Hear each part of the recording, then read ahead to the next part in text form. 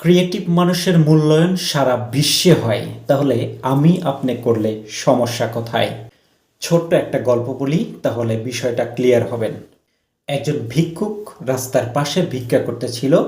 ভিক্ষুকটা ছিল অন্ধ এবং তার সামনে একটা প্লে কার্ড ছিল, সেখানে লেখা ছিল, আমি অন্ধ, আমাকে কিছু সাহায্য করুন।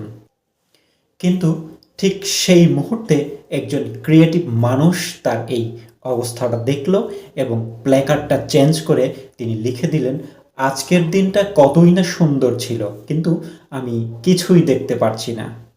রেজাল্ট, আগের তুলনায় অধিক বেশি মানুষ তাকে সাহায্য করতে শুরু করলো। কারণটা কি?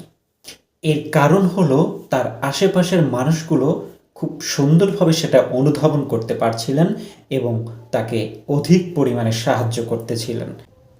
সো অবশ্যই আমাদেরকে ক্রিয়েটিভ